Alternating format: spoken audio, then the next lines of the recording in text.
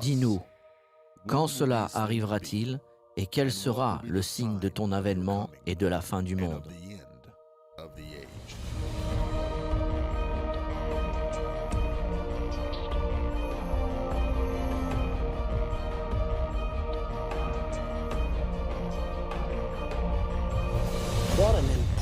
Quel sujet important nous avons aujourd'hui? La Troisième Guerre mondiale. La question n'est pas s'il y aura une Troisième Guerre mondiale, c'est dans votre Bible. Il n'y a pas un dixième de % de chance pour que cela ne se passe pas. Une autre guerre mondiale va arriver et elle sera la plus grande guerre mondiale de tous les temps. Pour que vous puissiez voir la prophétie de vous-même, regardons-la maintenant.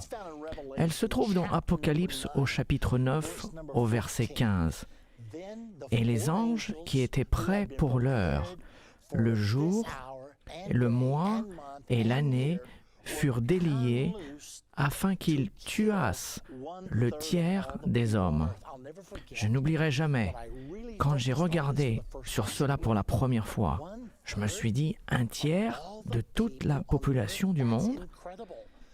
C'est incroyable. Quand il est dit un tiers de toute la race humaine, je me suis dit, sûrement pas. Peut-être que je devais regarder la version grecque pour voir ce qui est dit, et c'est ce que j'ai fait. J'ai consulté plusieurs traductions différentes. Une première version dit de massacrer le tiers des hommes. Une deuxième version dit de tuer un tiers de l'humanité. Une troisième version dit pour tuer un tiers de la race humaine. Puis dans une quatrième version, il nous est dit pour tuer un tiers de tous les habitants de la terre. J'ai ainsi consulté 15 à 20 traductions différentes et à la fin, j'ai conclu que la Bible dit exactement ce qu'elle veut dire, que je faisais face à une prophétie où un tiers de la race humaine serait éliminé par une guerre qui arrive. Afin de bien comprendre cela, mettons-la en perspective. Avant le XXe siècle, il n'y a pas eu une guerre de plus de 1 million de morts. Puis est venue la Première Guerre mondiale, 1914-1918, 8,2 millions de morts. Ils l'ont appelée la Grande Guerre. Ils l'ont appelée la Première Guerre mondiale. Et ils ont dit plus jamais une telle chose. 6 000 ans et pas une seule guerre avec plus de 1 million de morts. Et soudain, nous avons cette horrible guerre avec 8,2 millions de morts. Ils ont fondé la Ligue des Nations avec l'espoir d'empêcher qu'une chose pareille ne se répète. Et qu'est-ce qui s'est passé? 20 ans plus tard, la Deuxième Guerre mondiale. Et cette fois-ci, il n'y a pas eu 8,2 millions de morts, mais 52 millions de personnes ont péri.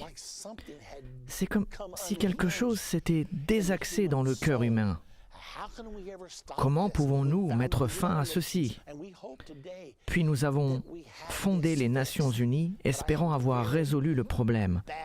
Mais j'ai la triste tâche de vous dire que ce n'est pas résolu.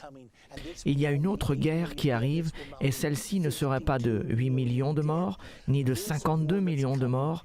Cette guerre qui arrive va causer 2,2 milliards de morts. Je vous parle de 40 fois plus que la Deuxième Guerre mondiale. La pire de toutes les guerres.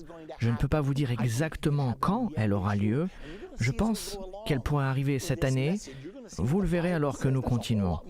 Vous allez voir ce que la Bible dit. Il y a beaucoup plus d'informations sur cette guerre que ce dont nous avons déjà parlé. Voici ce que nous en savons. Examinons-la pour être sûrs que nous la comprenons bien. Je parle de 6000 années d'histoire humaine sans une seule guerre de plus d'1 million de morts. Puis en 1914, 8,2 millions de morts. Puis en 1939, en 1945, 52 millions de morts. Et la prochaine guerre mondiale, la troisième guerre mondiale, sera de 2,2 milliards. C'est une situation extrême. À l'époque où l'humanité est plus instruite que jamais et que la base de connaissances double tous les 2 ans, il semblerait que la seule chose que nous perfectionnons est la capacité de tuer. Les taux de divorce sont en hausse, les taux de suicide sont en hausse, les prisons sont de plus en plus pleines. La seule chose que nous améliorons est la capacité de tuer les gens. C'est un moment crucial dans l'histoire de l'humanité. La Bible nous dit où la troisième guerre mondiale commencera. De nouveau dans Apocalypse 9, il s'agit de la prophétie de la 6e trompette. Écoutez ce qui est dit à partir du verset 13. Le 6e ange sonna de la trompette, et j'entendis une voix venant des 4 corps de l'autel d'or qui est devant Dieu, et disant au 6e ange qui avait la trompette, « Délie les 4 anges qui sont liés sur le grand fleuve d'Euphrate, et les 4 anges qui étaient prêts pour l'heure, le jour, le mois et l'année, furent déliés afin qu'ils tuassent le tiers des hommes. » De quoi parlons-nous ici? La rivière d'Euphrate. L'Euphrate se trouve au Moyen-Orient et ces anges ont été liés dans le fleuve d'Euphrate. Les anges sont des esprits. La Bible nous dit que les anges sont des esprits serviteurs pour nous qui sommes les héritiers du salut. Mais ces anges-ci ne sont pas de bons anges. Vous savez qu'un tiers des anges se sont rebellés avec Satan, et ainsi un tiers des anges sont des mauvais anges. Ceux-ci font partie de ces mauvais anges. Comment en sommes-nous sûrs? Parce qu'ils sont liés dans le grand fleuve d'Euphrate. Mais quand ils seront déliés, leur mission sera de tuer un tiers de l'humanité. Maintenant, voyons où se trouve le fleuve l'Euphrate. L'Euphrate commence en Turquie, dans le nord. Puis il traverse la Syrie. Il pénètre la frontière nord de l'Irak. 60 à 70% de l'Euphrate se trouve en Irak, où nous avons nos troupes postées en ce moment. La guerre fait rage le long de l'Euphrate depuis l'année 2003, depuis notre invasion de l'Irak. Et finalement, l'Euphrate se termine dans le golfe Persique.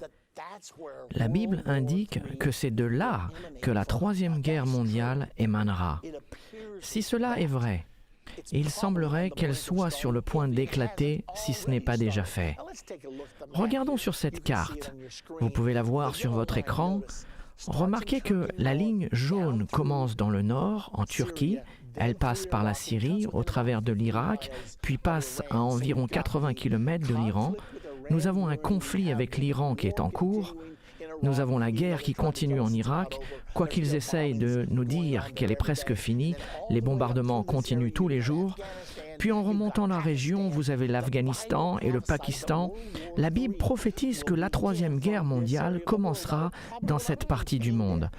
Elle ne sera probablement pas contenue uniquement à cet endroit, car pour tuer 2,2 milliards de personnes, il va falloir atteindre une plus grande partie du monde.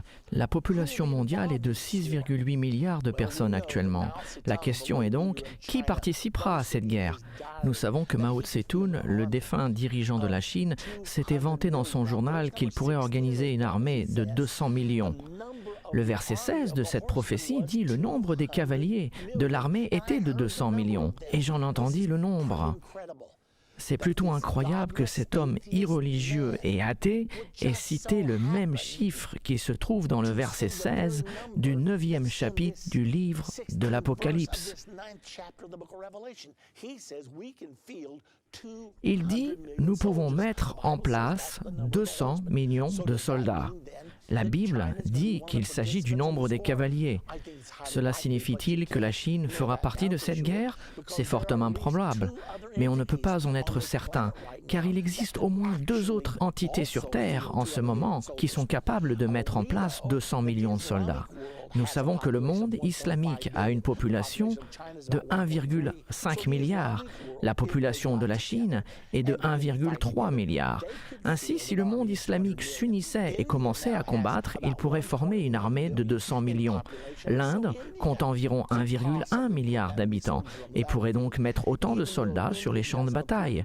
Or, l'Inde ne semble pas être aussi impliquée dans les affaires du monde que les islamistes ou que même la Chine. Nous ne pouvons pas ignorer l'islam car la Bible nous dit que cette guerre émanera de l'Euphrate.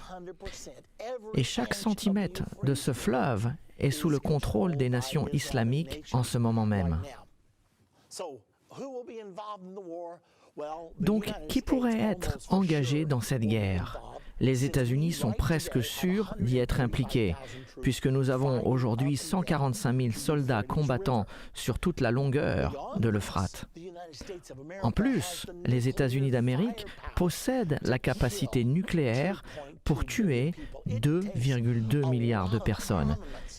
Il faut beaucoup d'armement pour tuer 2,2 milliards de personnes. Imaginez-vous, la plus grande guerre que nous avons déjà eue sur cette planète a tué 52 millions. Il s'agit donc de 40 fois plus que la Deuxième Guerre mondiale.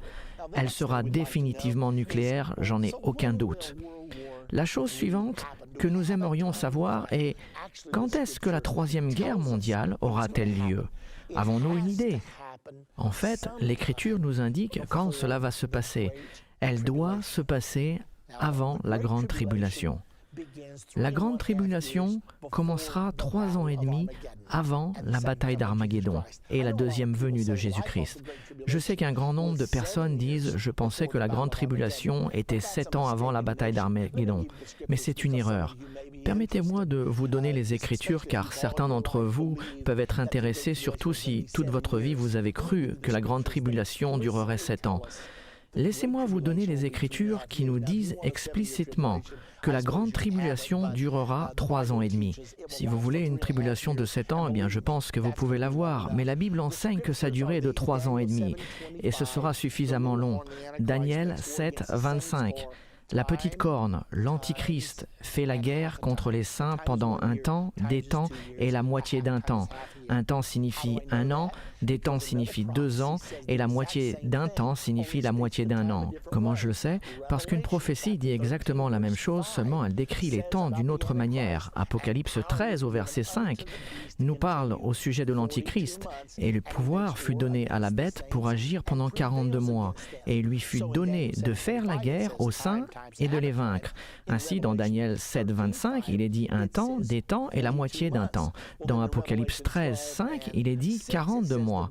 Dans Apocalypse 12, 6, il est dit que le dragon fait la guerre contre la femme, Israël, pendant 1260 jours. Divisons-les, 1260 jours est égal à 3 ans et demi.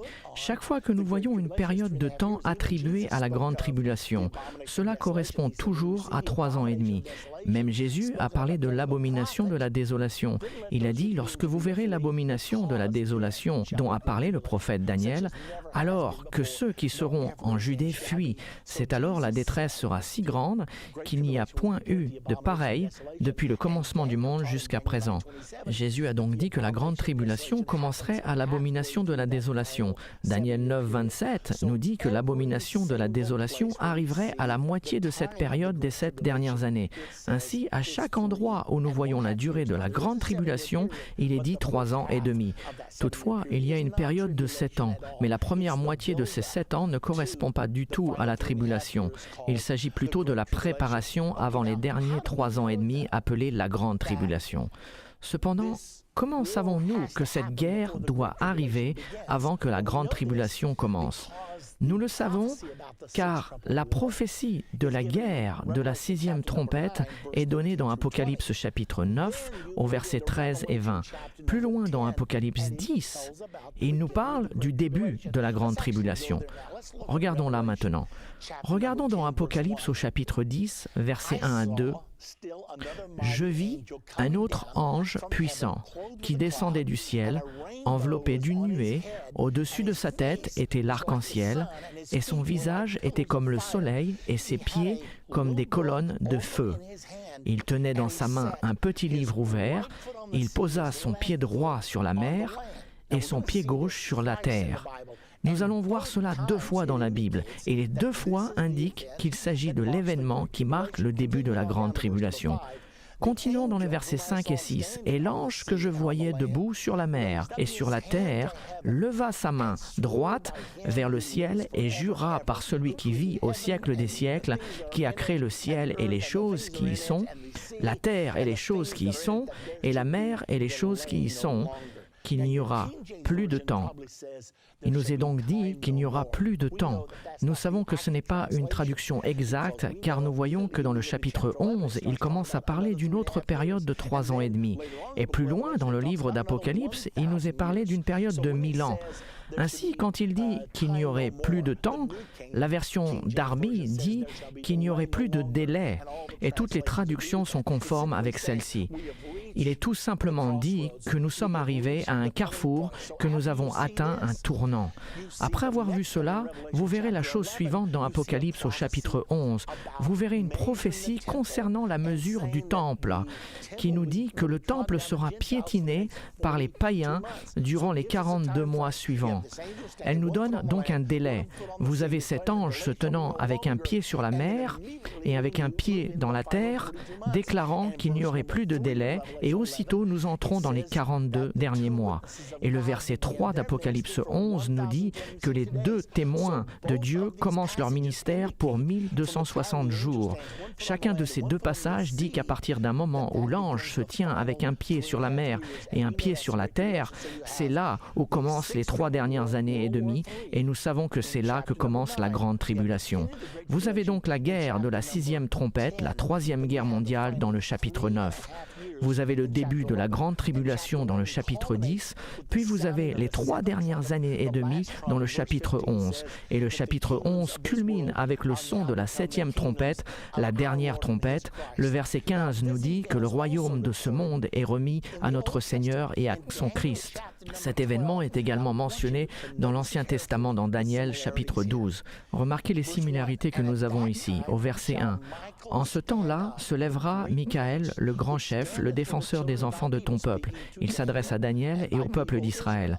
« Et ce sera une époque de détresse telle qu'il n'y en aura point eu de semblable depuis que les nations existent jusqu'à cette époque. » Il s'agit de la grande tribulation. Quand Jésus décrit la grande tribulation, il a dit que ce serait une période de grande tribulation comme il n'y en a point eu de pareil depuis le commencement jusqu'à présent et qu'il n'y en aura jamais. Daniel l'a décrit comme une époque de détresse, telle qu'il n'y en a point eu de semblable depuis que les nations existent jusqu'à cette époque. En ce temps-là, ceux de ton peuple qui seront trouvés inscrits dans le livre seront sauvés. Daniel parle donc de la grande tribulation. Continuons plus loin dans les versets 6, 7 de ce même chapitre 12. Il continue et dit « L'un d'eux dit à l'homme vêtu de lin, qui se tenait au-dessus des eaux du fleuve, « Quand sera la fin de ces prodiges ? Tu m'as parlé du commencement de la grande tribulation, mais combien de temps va-t-elle durer ? » Et j'entendis l'homme vêtu de lin qui se tenait au-dessus des eaux du fleuve. Il leva vers les cieux sa main droite, et le voici encore se tenant au-dessus des eaux. Il leva vers les cieux sa main droite et sa main gauche, et il jura par celui qui vit éternellement. C'est précisément le même événement qui se trouve dans le chapitre 10 d'Apocalypse. Il jura par celui qui vit éternellement que ce sera un temps, des temps et la moitié d'un temps, 3 ans et demi.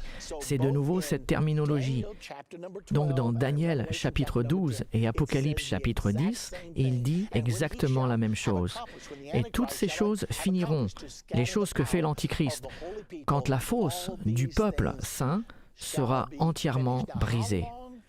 Donc, combien de temps reste-t-il jusqu'à la fin de ces prodiges ? Un temps, des temps et la moitié d'un temps, 3 ans et demi. Donc, que voyons-nous ici ? Nous voyons que cette guerre commence dans Apocalypse 9. Elle tuera un tiers de la race humaine. Et alors commencera la grande tribulation.